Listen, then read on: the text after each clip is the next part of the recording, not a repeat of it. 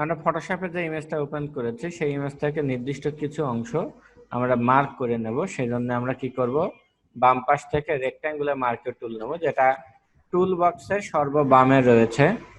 বাম পাশের এই মার্কার টুল দুইটার কাজ হচ্ছে নির্দিষ্ট কিছু অংশকে জাস্ট মার্ক করা। এখন যেটা গুরুত্বপূর্ণ বিষয় সেটা হচ্ছে মার্কার টুল নিয়ে স্ক্রিনে থাকা পিকচারের কোন একটি নির্দিষ্ট অংশকে আমরা কি করব, মাউস পয়েন্টার ড্র্যাগ করে মার্ক করব। ঠিক আছে, কি করব, মাউস পয়েন্টার ড্র্যাগ করে মার্ক করব। এই কাজের জন্য আমাদেরকে কি করতে হবে, কিবোর্ড থেকে এম অথবা টুল বক্স থেকে রেক্ট্যাঙ্গুলার মার্কার টুল নিলে মাউস পয়েন্টারের আকৃতিতে এরকম মানে প্লাস সাইন বা স্টার সাইনের মতো হবে। এখন আমি যেটুকু অংশ নিতে চাই সেটুকু অংশকে মাউস পয়েন্টার দিয়ে কি করতে পারি, আমি এইভাবে ড্র্যাগ করতে পারি। ঠিক আছে, ড্র্যাগ করা হয়েছে। যেটুকু অংশ আমি মাউস পয়েন্টার দিয়ে ড্র্যাগ করব এইটুকু অংশ কি হবে, সিলেকশন তৈরি হবে। এটুকু অংশ একটি সিলেকশন তৈরি হবে। এই তৈরিকৃত বা তৈরি হওয়া সিলেকশন টুকুকে আমরা যেটা করতে পারি সেটা হচ্ছে এই নির্দিষ্ট সিলেকশন টুকুকে আমরা ক্রপ করে নিতে পারি। সবাই কি এসেছে না আর কেউ বাকি আছে? আরো তো বোধহয় কয়েকজন ছিল।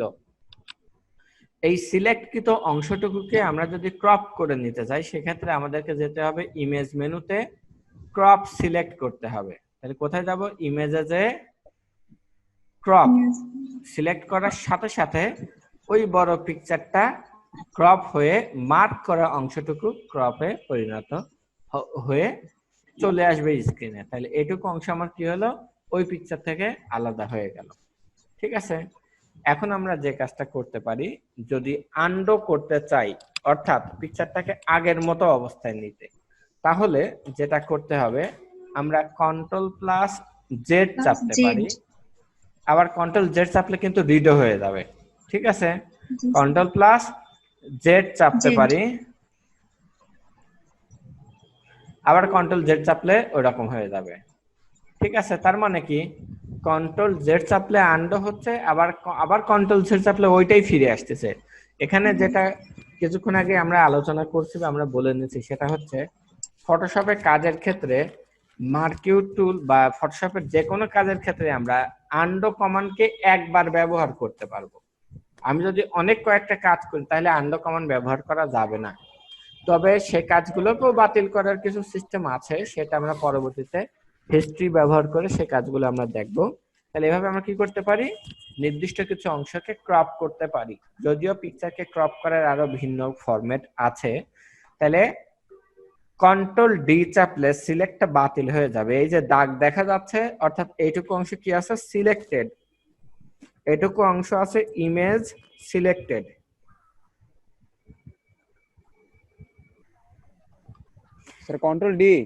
কন্ট্রোল ডি চাপলে সিলেক্ট বাতিল হবে, তাহলে ডিসিলেক্ট যেটাকে বলা হয়।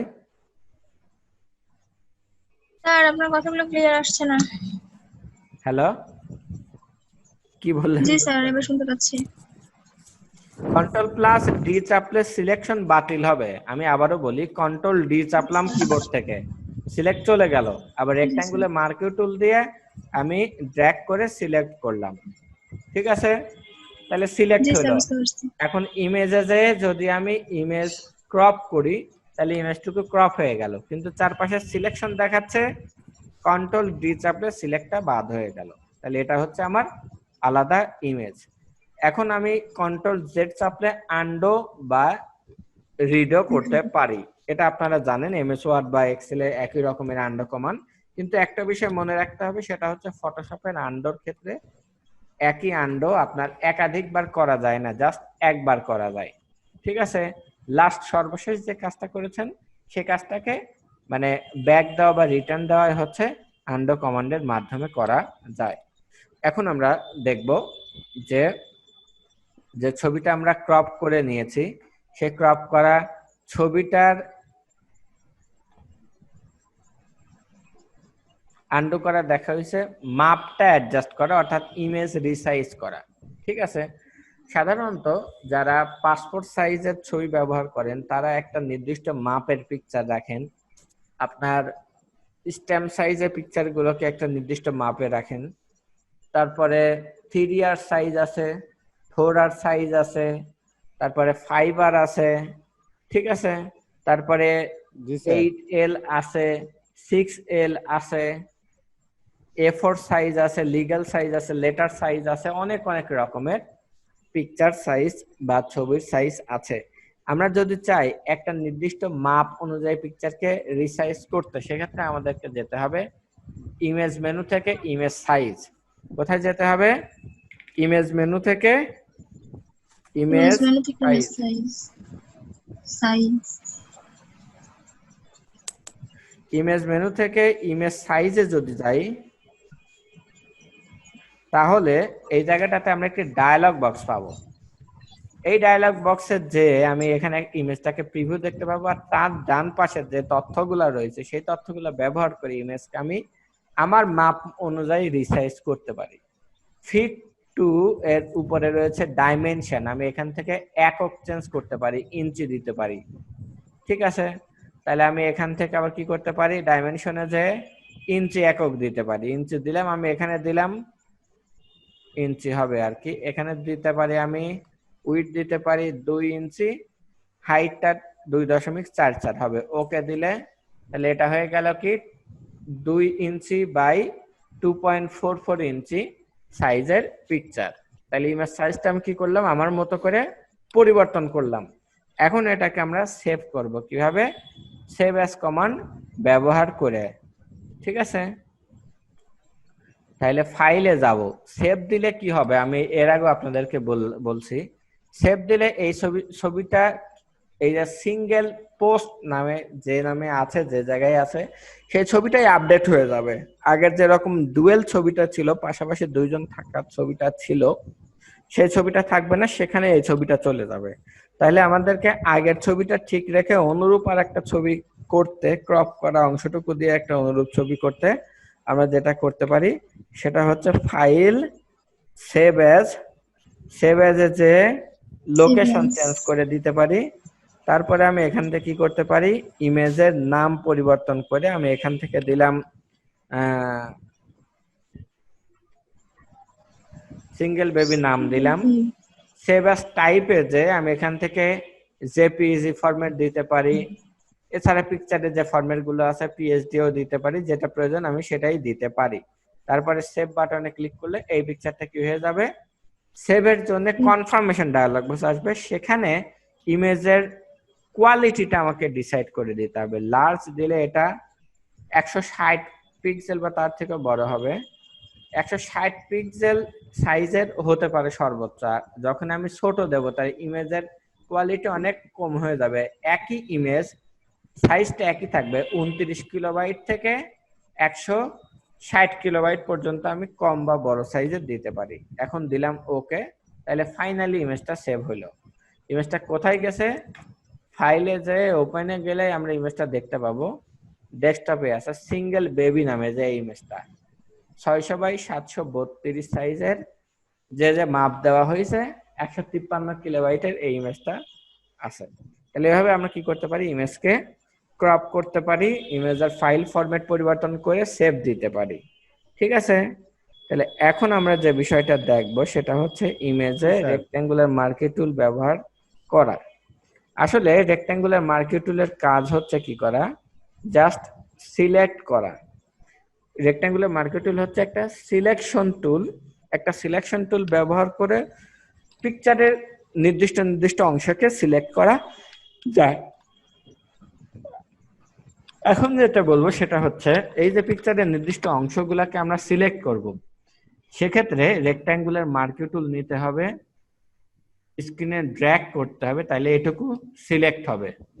সিলেক্ট করে আমি ডিলিটও করে দিতে পারি, সিলেক্ট করে আমি এটা নিয়ে অনেক কাজ করতে পারি, কিন্তু আমাকে কি করতে হবে, সিলেক্টটা জানতে হবে। বেসিক্যালি সিলেক্ট করে আমি ডিলিট করে দেই কিবোর্ড থেকে, কন্টেন্ট আওয়ার ব্যাকগ্রাউন্ড দিয়ে দিলাম, ওকে। তাহলে এইটুকু কি হয়ে গেল, পিকচার থেকে ডিলিট হয়ে গেল। তাহলে কিবোর্ড থেকে ডিলিট চাপলে অংশটুকু কি হয়ে গেল, ডিলিট হয়ে গেল। কন্ট্রোল জেড চাপলে সাথে সাথে এটা ফেরত আসবে, ঠিক আছে। তবে এই যে সিলেকশন রয়েছে, সিলেকশনকে আমি কি করতে পারি, উপরে নিচে ডাইনে বামে সরাইতে পারি। সিলেকশনকে উপর নিচ ডাইনে বামে আমরা সরাইতে পারি। সিলেকশন বাতিলের কমান্ড কি? আপনারা বলেন তো, সিলেকশন বাদ দেব, এই সিলেকশনটা আমি আর চাপছি না। কন্ট্রোল প্লাস ডি চাপলে, স্যার কন্ট্রোল ডি। হ্যাঁ, কন্ট্রোল প্লাস ডি চাপলে সিলেক্টটা কি হবে, বাদ হয়ে যাবে। স্যার বাতিল হয়ে যাবে। হ্যাঁ, আরেক ধরনের সিলেকশন আমরা দেখি, এই যে রেক্ট্যাঙ্গুলার মার্কেট টুলের ডান পাশে নিচের কর্নারে একটা অ্যারো টাইপের আইকন আছে, সেখানে মাউস পয়েন্টার বাম বাটন চেপে ধরলে আমি তারপরে দ্বিতীয়টা নেব, সেটা হচ্ছে ইলেপটিক্যাল মার্কেট টুল। এটা হচ্ছে গোল আকৃতির। সিলেক্ট করে কিবোর্ড থেকে ডিলিট এন্টার। তাহলে এটা কি হলো, ইল্যাপস, অর্থাৎ বৃত্ত অনুযায়ী, বৃত্তের আকৃতি অনুযায়ী পিকচার থেকে নির্দিষ্ট অংশটুকু কি হয়ে গেল, মুছে গেল। তাহলে এটা হচ্ছে ইল্যাপস, অর্থাৎ বৃত্ত ব্যবহার করা বা বৃত্ত স্ক্রিনে প্রিভিউ দেখায়। এভাবে আমি কি করতে পারি, ইলেকট্রিক্যাল মার্কেট টুল ব্যবহার করতে পারি। তাছাড়া আর যে যে বিষয় আছে, আমরা, হ্যাঁ বলেন, কি বলছিলেন? স্যার বললাম এই বৃত্তটা যে সাদা কালার আছে, হ্যাঁ এই সাদা কালার জায়গায় অন্য কালার দেওয়া যায়? হ্যাঁ, অন্য কালারও নেওয়া যায়। আমি মুছে দিছি, সেটুকু সাদা হয়ে যাবে। এখন সেটাই আমি বানাইছি, অর্থাৎ যেটুকু মুছে দেবো সেটুকু সাদা হয়ে যাবে, এছাড়া অন্য কালারও করা যাবে। এখন আগের মতো করব, তাহলে কি চাপবো, পিকচারকে আগের অবস্থায় নিয়ে যাবো, তাহলে কি চাপবো, sir control Z. Control Z চাপলাম, সেটা ফিরে আসলো, তাই না? জি স্যার। তাহলে মুছলাম, আর সিলেকশন বাতিলের জন্য কন্ট্রোল ডি। হ্যাঁ, তাহলে আমি এখন সিলেকশন বাতিল করব না, আমি এখন আরেকটা কমান্ড আপনাদেরকে দেখাবো, সেটা হচ্ছে কি, রিভার্স সিলেক্ট। ঠিক আছে, এটার জন্য আমাদেরকে যেতে হবে সিলেক্ট মেনুতে, যে ইনভার্স সিলেক্ট, সরি রিভার্স না, inverse select. Inverse select control shift I চাপলে কি হবে, একটা নির্দিষ্ট ইমেজ বা পিকচারের, এইদিকে কথা বলেন, একটা নির্দিষ্ট ইমেজ বা পিকচারের যেটুকু অংশ আমরা সিলেক্ট করলাম, মানে প্রথমে বৃত্ত আকারে সিলেক্ট করেছি, যখনই আমি ইনভার্স দেব তখন ওই বৃত্ত বাদে তার বাইরের অংশটুকু, অর্থাৎ ভেতরের অংশ বাদে বাইরের অংশ সিলেক্ট হবে। এখন যদি আমি ডিলিট চাপি, তাহলে ওকে দেওয়ার সাথে সাথে বাইরের অংশ ডিলিট হয়ে যাবে পিকচার বাদে। আমার কথা কি বুঝতে পেরেছেন আপনারা? একটু নোট লেখেন, সেটা হচ্ছে, একবার বলেন। সিলেক্ট মেনু হতে ইনভার্স সিলেকশনের কাজ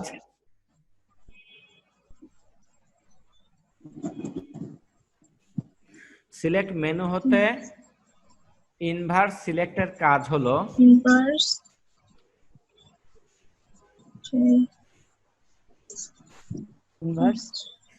এর কাজ হলো জি স্যার, নির্দিষ্ট পিকচারের সিলেক্টকৃত অংশটুকুর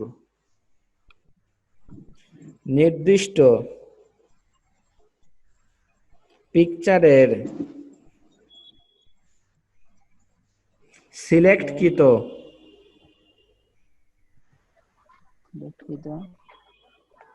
অংশের বিপরীতাংশ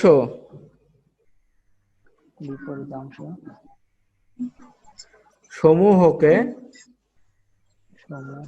সিলেক্ট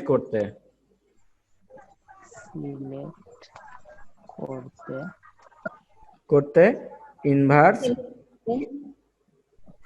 সিলেক্ট ব্যবহার করা হয়।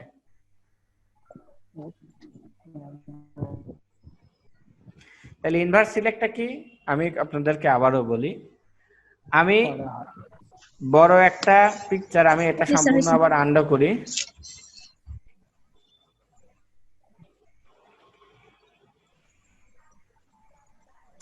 কন্ট্রোল ডি দিলাম, সিলেক্ট বাদ দিয়ে দিলাম।